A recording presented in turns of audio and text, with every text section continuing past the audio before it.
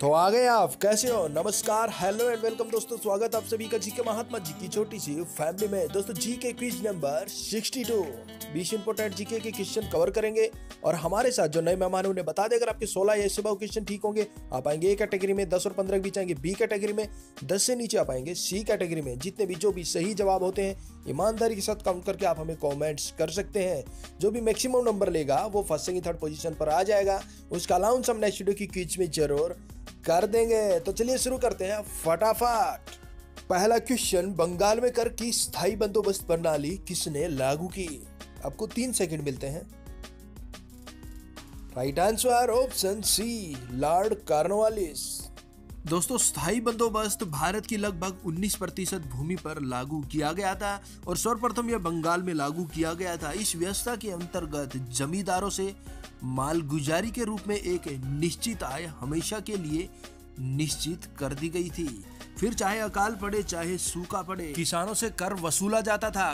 कर ना दे पाने की स्थिति में उनकी जमीन को नीलाम कर दिया जाता था और उन्हें कोड़े मारे जाते थे। नेक्स्ट क्वेश्चन, कोलकाता, मद्रास एवं मुंबई में उच्च न्यायालय की स्थापना किसके शासनकाल में की गई? Right answer option C, Lord Canning. दोस्तों न्यायिक सुधारों के अंतर्गत कैनिंग ने इंडियन हाई कोर्ट एक्ट 1861 द्वारा मुंबई, कलकत्ता और मद्रास में उच्च न्यायालयों की स्थापना की थी। नेक्स्ट क्वेश्चन, प्रथम फैक्ट्री अधिनियम किसके शासनकाल में पहली बार पारित किया गया? Right answer option D, Lord Ripon. Next question, योजनाओं को अंतिम स्वीकृति अनुमोदन किसके द्वारा प्रदान किया जाता है? राइट आंसर ऑप्शन बी, राष्ट्रीय विकास परिषद। नेक्स्ट क्वेश्चन, कौन सी पंचवर्षीय योजना पूरी तरह से असफल रही? राइट आंसर ऑप्शन सी, तीसरी पंचवर्षीय योजना। दोस्तों तीसरी पंचवर्षीय योजना एकमात्र ऐसी पंचवर्षीय योजना थी जिसमें 2 प्रमुख युद्ध हुए, 1962 का चीन का युद्ध और 1965-66 का पाक युद्ध, और साथ ही 1965 का भयंकर सूखा और अकाल भी झेलना पड़ा था इस पंचवर्षीय योजना को, जिस कारण से यह योजना सफल नहीं हो सकी। नेक्स्ट क्वेश्चन बिल्कुल इजी क्वेश्चन, संयुक्त राष्ट्र संघ में सर्वाधिक बार वीटो का प्रयोग करने वाला देश कौन है? राइट आंसर ऑप्शन सी, रूस। और दोस्तों सबसे पहले प्रयोग करने वाला देश है अमेरिका, यानी कि वीटो का सबसे पहले प्रयोग किया था अमेरिका ने, और सबसे ज्यादा बार प्रयोग करने वाला देश है रूस। नेक्स्ट क्वेश्चन, अंतरराष्ट्रीय न्यायालय में न्यायाधीशों का कार्यकाल कितने वर्ष का होता है? राइट आंसर ऑप्शन डी, 9 वर्ष। नेक्स्ट क्वेश्चन, यूएनए के कितने प्रमुख अंग हैं? Right answer option C, 6। पहला सुरक्षा परिषद, दूसरा महासभा, तीसरा न्यायालय अंतरराष्ट्रीय, चौथा सचिवालय, पांचवा आर्थिक एवं सामाजिक परिषद, छठा परन्यास परिषद। Next question very important question, Bharat ने दूसरी बार परमाणु परीक्षण किस वर्ष किया था? Right answer option D, 1998। दोस्तों 2 मई 1998 में पोखरण परीक्षण रेंज में यह परीक्षण किया गया था और पहला परीक्षण मई 1974 में किया गया था, जिसको नाम दिया गया था मुस्कुराते बौद्ध। नेक्स्ट क्वेश्चन, वृद्धगंगा किस नदी को कहा जाता है? Right answer option D, Godavari. Next question, Bharat का एकमात्र सक्रिय ज्वालामुखी किस द्वीप पर स्थित है? राइट आंसर ऑप्शन सी, बैरन द्वीप। दोस्तों यह भारत का एकमात्र सक्रिय ज्वालामुखी है और यह पोर्ट ब्लेयर से 135 किलोमीटर की दूरी पर स्थित है। इस द्वीप की गोलाकार आकृति लगभग 3 किलोमीटर है। बैरन द्वीप को पहले मृत ज्वालामुखी माना जाता था, लेकिन 2006 के आसपास ये फिर से सक्रिय हो गया। नेक्स्ट क्वेश्चन, सोमपेंस जनजाति कहाँ की निवासी हैं? Right answer option B, Nicobar द्वीप समूह। नेक्स्ट क्वेश्चन, जहां पर आज हिमालय पर्वत है वहां पहले कौन सा सागर था?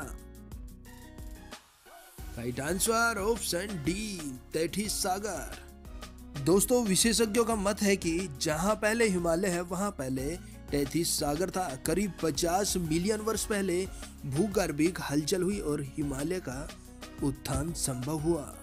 नेक्स्ट क्वेश्चन, धुआंधार जलप्रपात किस नदी में गिरता है? Right answer option D, Narmada. दोस्तों यह मध्य प्रदेश के जबलपुर जिले में स्थित है और यह प्रपात मेढ़ाघाट क्षेत्र का प्रमुख दर्शनीय स्थान है और यहाँ नर्मदा नदी की धारा 50 फीट ऊपर से गिरती है, जिसका जल सफेद धुएं के समान उड़ने लगता है, इसलिए इसे धुआंधार जलप्रपात कहते हैं। नेक्स्ट क्वेश्चन, झीलों का अध्ययन क्या कहलाता है? Right answer option A, limnology. Next question, पुरानी जलोढ़ मिट्टी को क्या कहा जाता है? राइट आंसर ऑप्शन बी, बांगर। नेक्स्ट क्वेश्चन, लक्षद्वीप में द्वीपों की कुल संख्या कितनी है? Right answer option D, 36। दोस्तों 36 द्वीपों की संख्या जरूर है, लेकिन 7 द्वीपों पर ही जनजीवन है और सिर्फ 6 द्वीप देसी पर्यटकों के लिए यानी कि हम जैसे लोगों के लिए 6 द्वीप हैं जहां हम घूम सकते हैं और विदेशी पर्यटक सिर्फ 2 द्वीपों पर ही घूम सकते हैं। वो कौन कौन से हैं? आगाती व बंगाराम। क्या बात है भाई, मैं तो मार्च में जा रहा हूँ घूमने, अगर आपको चलना हो तो बता दीजिएगा। नेक्स्ट क्वेश्चन, निम्न में कौन सी नीलगिरी पर्वत की सबसे ऊंची चोटी है? राइट आंसर ऑप्शन सी, दोदा बेटा, और इसे ढोडा बेटा भी बोल देते हैं। नेक्स्ट क्वेश्चन, भागीरथी एवं अलकनंदा नदी किस स्थान पर आकर मिलती है? Right answer option A, Devprayag. दोस्तों इसे देवप्रयाग या विष्णु प्रयाग के नाम से भी जाना जाता है। अलकनंदा और भागीरथी का संगम यहाँ होता है और उसके बाद अलकनंदा समाप्त होकर केवल गंगा रह जाती है। ये देखिए इमेज में, ये भागीरथी है और ये अलकनंदा है और ये यहाँ पर आपस में मिलती हैं और इसके बाद ये गंगा नदी बन जाती है। नेक्स्ट क्वेश्चन, नीलगिरी की पहाड़ी कहाँ पर स्थित है? Right answer option C, Tamil Nadu. तो दोस्तों हमारे लगभग 20 क्वेश्चन कंप्लीट हो चुके हैं। कुछ खट्टे, कुछ मीठे हैं, कुछ चटपटे हैं, बाकी बहुत ही टेस्टी हैं। तो आपके कितने सही जवाब हुए आपने काउंट कर ही लिए होंगे और आपको पता भी चल गया होगा आपका जीके स्टैंडर्ड क्या है, आप कहां पर स्टैंड करते हैं और आपको कितनी मेहनत की जरूरत है। तो दोस्तों कीजिए कमेंट्स फटाफट, जो भी मैक्सिमम नंबर लेगा उसका अलाउंस हम नेक्स्ट वीडियो की क्विज में जरूर कर देंगे। और अब बात करते हैं चैलेंज की। नई दिल्ली में 6 जनवरी से विश्व पुस्तक मेले का 26वां संस्करण शुरू हुआ। इसमें यूरोपियन संघ के कितने देश भाग ले रहे हैं? ऑप्शन नहीं मिलेंगे, सही जवाब आप हमें कमेंट्स में दे सकते हैं। और दोस्तों पिछली क्विज में हमने आपसे एक क्वेश्चन पूछा था, रूसी साम्राज्य को राष्ट्रों का कारागार किसने कहा था? इसका सही जवाब होगा लेनिन। और लगभग सभी ने बिल्कुल सही जवाब दिया था, कुछ एक कैंडिडेट को छोड़कर। तो दोस्तों अब हम अनाउंस करेंगे अपनी पिछली क्विज के विनर का। अगर आप इंटरेस्टेड हैं तो वो देख सकते हैं, अदरवाइज आप वीडियो को छोड़ सकते हैं। और प्लीज वीडियो को लाइक और शेयर जरूर कीजिएगा। आपका कोई भी सुझाव हो, कोई भी विचार हो, आप हमें कमेंट्स में बता सकते हैं। भाइयों बहनों, पहले पोजीशन पर बलवेश कुमार जी, इन्होंने 20 के 20 सवाल सही बताए और बिल्कुल सही जवाब। इनके लिए बावजूद दूसरी पोजीशन पर सलमा कादरी और मेनू तिवारी हैं। इन्होंने भी 20 के 20 सवाल सही बताए हैं और बिल्कुल सही जवाब दिया है। और अब देखिए भैया जी, तीसरी पोजीशन पर जो है मनदीप लखनऊ और अभिषेक सच्चा ने, इन्होंने भी 20 के 20 सवाल सही बताया, बिल्कुल सही जवाब दिया। माय डियर फ्रेंड्स, आप सभी की परफॉर्मेंस बहुत अच्छी है। सभी का नाम अलाउंस नहीं कर सकते, आज नहीं तो कल आपका नाम जरूर अलाउंस किया जाएगा। आप पढ़ते रहिए, मेहनत करते रहिए, हंसते रहिए, खेलते रहिए, गुनगुनाते रहिए। और डिस्प्ले पे जो 2 वीडियो आ रही है वो भी आपके लिए काफी हेल्पफुल है, उन्हें भी आप देख लीजिए। दोस्तों इस सीरीज की हम 60 वीडियो अपलोड कर चुके हैं। अगर आपने वो अभी तक नहीं देखे हैं तो डिस्प्ले पे आई बटन क्लिक करके आप वो देख सकते हैं। तो आज के लिए इतना ही, नेक्स्ट वीडियो में आपसे जल्द ही मुलाकात होगी। तब तक के लिए जय हिंद, जय भारत।